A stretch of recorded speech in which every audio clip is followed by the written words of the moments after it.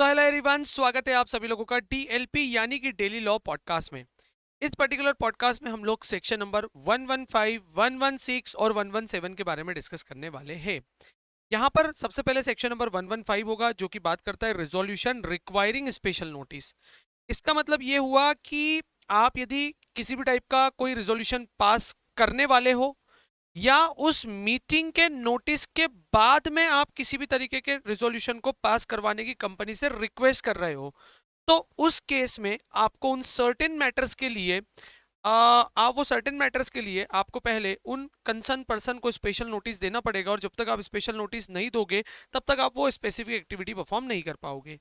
तो आपको पता है सेक्शन नंबर 115 जो है 115 जो है वो बेसिकली ऑडिटर और डायरेक्टर के रिमूवल और रेजिग्नेशन से रिलेटेड बात करता है। देखो ये जो पर्टिकुलर सेक्शन है ना, ये दो अलग अलग तरीके से चलेगा। ठीक है, ये दो अलग अलग तरीके से कैसे चलेगा यहां पर मैं आपको सबसे पहले बताता हूं। सेक्शन नंबर 115 में special notice for passing a resolution is requiring in the following cases. किन किन केसेस में लगेगा? सबसे पहला यहां पर बोला है resolution for appointment of an auditor other than the retiring auditor eight an annual general meeting.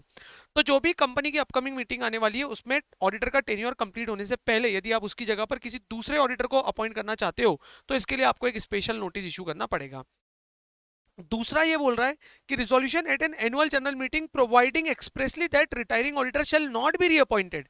इसका मतलब क्या होगा कि उस मीटिंग के नोटिस से पहले ही ऑडिटर को मीटिंग में अटेंड, मतलब मीटिंग स्टार्ट होने से पहले, मीटिंग अटेंड करने से पहले ही वो ऑडिटर को ये क्लियरली बता दिया गया है कि मालिक हम आपको रीअपॉइंट तो नहीं करने वाले।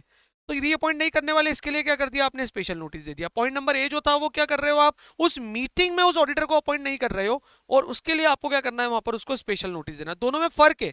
दोनों में फर्क क्या है कि आप कोई रिजोल्यूशन पास करवाना चाहते हो उस मीटिंग में, इस ऑडिटर को हटाकर हम कोई नया ऑडिटर अपॉइंट करना चाहते हैं, कंपनी के मेंबर कंपनी को बोल रहे हैं।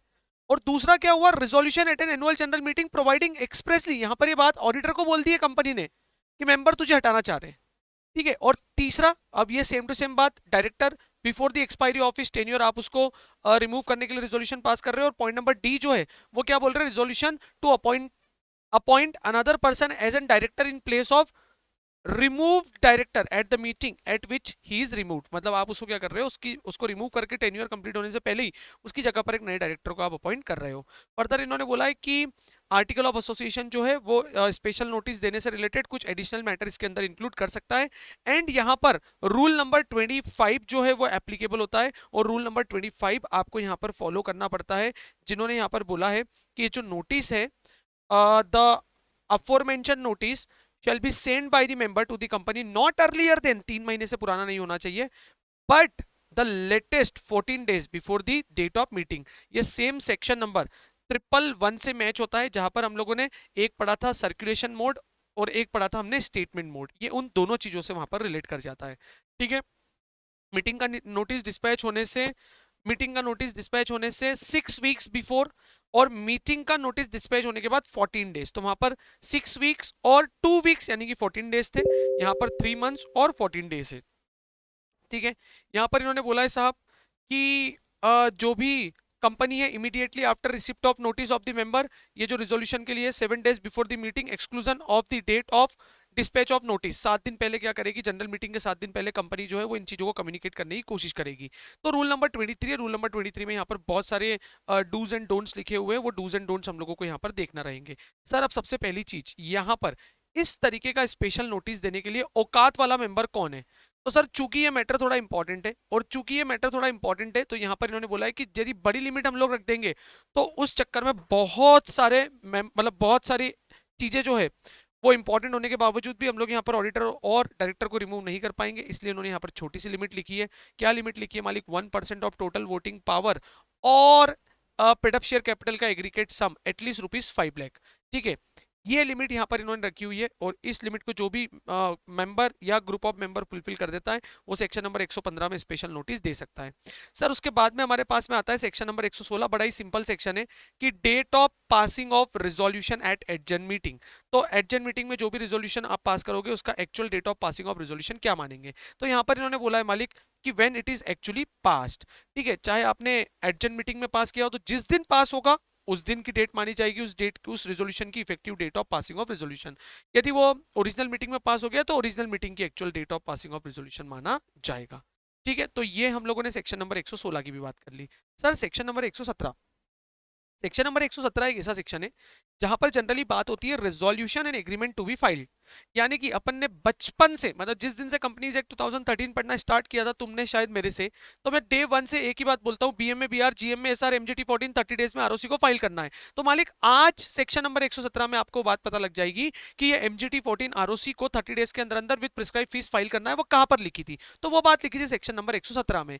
यहां पर इन्होंने बोला है कि कंपनी में जो भी एग्रीमेंट, रेजोल्यूशन, कोई भी कॉन्ट्रैक्ट हो रहा है या किसी भी चीज की कोई भी इंपॉर्टेंट डिस्कशन हो रही है, तो आपको वो सारी की सारी चीजें आरओसी के पास में एमजीटी 14 फॉर्म में फाइल करनी पड़ेगी विद इन 30 डेज। हाउएवर दामाद कंपनी यानी कि आईएफएससी पब्लिक कंपनी और आईएफएससी प्राइवेट कंपनी के केस में उन्होंने यहां पर इस 30 डेज की लिमिट को 60 डेज तक एक्सटेंड कर दिया है, तो हम लोगों को वहां पर 60 डेज के तौर पे इसको कंसीडर करना है। सर अब ऐसे कौन कौन से मैटर है जहां पर आपको एमजीटी 14 फॉर्म आरओसी को फाइल करना पड़ेगा? सबसे पहला स्पेशल रेजोल्यूशन, आप जो भी स्पेशल रेजोल्यूशन पास करोगे, स्पेशल रेजोल्यूशन पास होने के 30 डेज के अंदर अंदर आपको फाइल करना पड़ेगा। सर उसके बाद में इन्होंने बोला है कि कोई ऐसा रेजोल्यूशन जिसपे सभी के सभी सारे के सारे मेंबर की कंसेंट चाहिए थी, लेकिन सारे मेंबर की कंसेंट नहीं मिली, पर उतने मेंबर की कंसेंट मिल गई जिसको हम लोग एसआर करके पास कर सकते हैं। और यदि आपने एमजीटी 14 में आरओसी को फाइल कर दिया और and ROC is taking into consideration and ROC is satisfied, तो आरओसी वहां पर भले ही वहां पर आपको 100% मेजॉरिटी नहीं मिली, लेकिन आपको उतनी मेजॉरिटी मिल गई है जिससे कि एसआर पास हो रहा है, तो भी वो उसको कंसीडर कर लेगी। सर अगला पॉइंट आता है, बोर्ड ऑफ डायरेक्टर की मीटिंग चल रही थी, वहां पर आपको अपॉइंट हुआ है या रीअपॉइंट हुआ है कोई भी मैनेजिंग डायरेक्टर, तो उसके अपॉइंटमेंट और रीअपॉइंटमेंट से रिलेटेड भी आपको जो भी खबर है वो आपको एमजीटी 14 फॉर्म में फाइल करनी पड़ेगी। सर यदि कोई पर्टिकुलर क्लास ऑफ मेंबर की मीटिंग हो रही थी और वहां पर जो भी रिक्विजिट मेजॉरिटी थी वो रिक्विजिट मेजॉरिटी नहीं मिली, लेकिन वो स्पेसिफिक मेजॉरिटी मिल गई जिससे कि काम हो जाएगा, तो भी आप यहां पर एमजीटी 14 फॉर्म फाइल करके उसको एप्लीकेबल कर सकते हो। सर आगे इन्होंने बोला है यदि कंपनी कोई वॉलंटरी वाइंडिंग अप का ऑर्डर पास करवाने जा रही है under section number 59 of the insolvency and bankruptcy code 2016, तो ऐसा कोई भी रेजोल्यूशन जो उन्होंने पास किया इसके लिए भी आपको एमजीटी 14 फॉर्म जो है फाइल करना पड़ेगा। सर उसके बाद में क्लॉज जी, मतलब किसका क्लॉज जी बेटा? चलो क्लॉज जी की बात में करते हैं अपन। सबसे पहले regulations passed in pursuance of subsection number 3 of section number 179, जहां पर हम लोग बोलते हैं power of board of director, और बोर्ड ऑफ डायरेक्टर अपनी कुछ पावर को डेलीगेट कर देता है। तो उन्होंने यहां पर बोला है कि मालिक यदि बोर्ड ऑफ डायरेक्टर अपनी कुछ पावर को डेलीगेट कर रहे हैं बीआईजी यानी कि बोरिंग इन्वेस्टमेंट गारंटी से रिलेटेड, तो आपको वहां पर एमजीटी 14 फॉर्म फाइल करना पड़ेगा, और इसको हम लोग सेक्शन नंबर 117 का, ठीक है, 117 सबसेक्शन नंबर 2 का क्लॉज जी भी बोल देते हैं इसको। ठीक है, और ये जो पर्टिकुलर प्रोविजन है सबसेक्शन नंबर 3 का क्लॉज जी बोल देंगे, जो भी वॉट एवर भी था क्लॉज जी आता है इसके अंदर। ठीक है, और इसको पब्लिक डॉक्यूमेंट्स बोलते हैं, प्रोवाइडेड दैट ये जो सेक्शन नंबर 117 की रिक्वायरमेंट है ये banking company, NBFC, housing finance company के ऊपर एप्लीकेबल नहीं होता है। और सबसेक्शन नंबर 2, अच्छा अभी तक अपन लोग जो पढ़ रहे थे वो सबसेक्शन नंबर 1 था, तो जो क्लॉज जी था वो 117 सबसेक्शन नंबर 1 क्लॉज जी था, और यहाँ पर सबसेक्शन नंबर 2 में जो है वो पेनल प्रोविजन बोला है, कंपनी के ऊपर 10,000 रुपीज की अपफ्रंट पेनल्टी लग जाएगी plus 100 rupees per day, maximum 2 lakh रुपए हो सकता है। Officer in default plus liquidator के ऊपर भी यहाँ पर पेनल्टी लगेगी मैक्सिमम 10,000 रुपए की, प्लस 100 नहीं 10,000 रुपए की तो लगेगी मैक्सिमम नहीं, plus 100 rupees per day, maximum 50,000 रुपए की यहाँ पर पेनल्टी लग जाएगी। तो ये था बेटा मेरा सेक्शन नंबर 117 यानी कि 117। बाकी का डिस्कशन हम लोग नेक्स्ट पॉडकास्ट में करेंगे, तब तक के लिए thank you so much, take care and work hard.